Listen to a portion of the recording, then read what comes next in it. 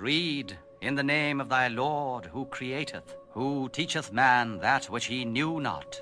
What I want you to do, instead of looking at this from the third person, I want you to look at it from the first person, as if these events had happened to you. As if the events had happened to you. So when I say that this such and such happened, what I want you to imagine is if it had happened to you. Alright? And so the Prophet ﷺ was born. And immediately after that his father died. And so the Prophet ﷺ grew up with no father. He was raised by his mother. And at a very young age, the Prophet ﷺ lost his mother as well.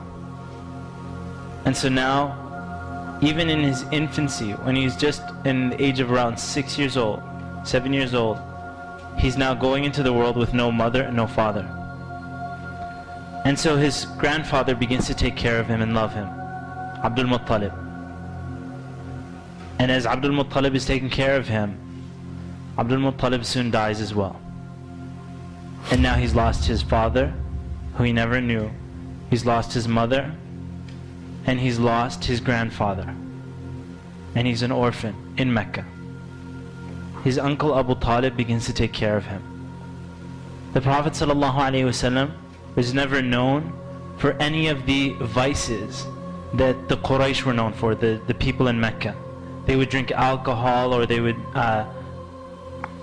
drink alcohol or bury their women or whatever it was that they were. The Prophet ﷺ had nothing to do with that.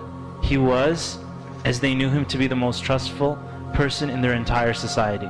As-Sadiq al-Amin. Not only that, but when Khadija radiallahu anha, who was a very successful businesswoman in Mecca, she would send out the caravans, she noticed that this was a man that was of the most trustworthy amongst all the men.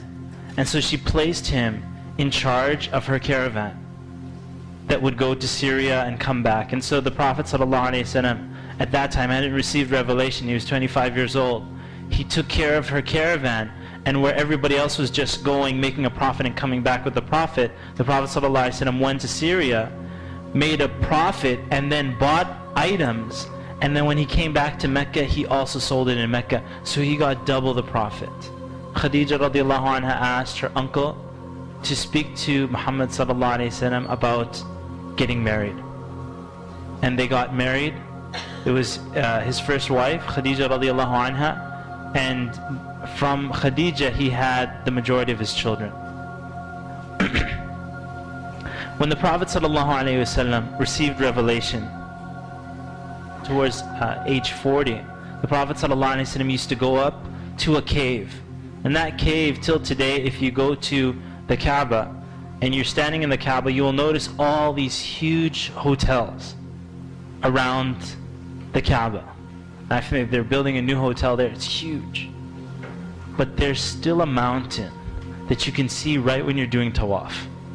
Some of you might, if you've been to Mecca, you don't recognize that mountain. But there's a huge mountain in the distance that isn't covered by hotels. And from the courtyard of the Kaaba, you can see it. That's Ghari Hira. That's the cave of Hira.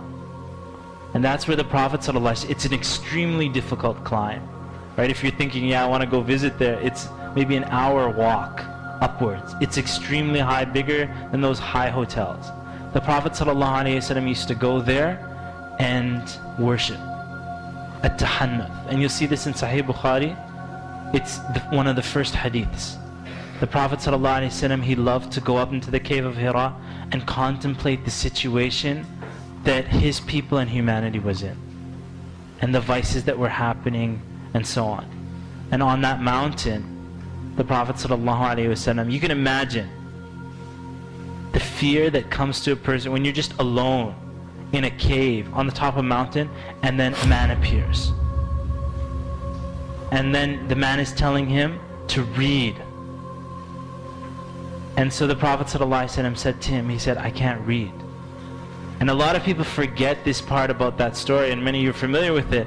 Jibreel alayhi salam, Angel Jibreel, he grabbed the Prophet ﷺ and he squeezed him. and he pressed him so hard. So not only the fear of seeing that person there, but he pressed him so hard until the Prophet ﷺ said, I felt I was going to die. And then he let go of him. And then he said, read. And the Prophet ﷺ said, I can't read. And then he squeezed him again until the Prophet ﷺ said that I felt I was going to die.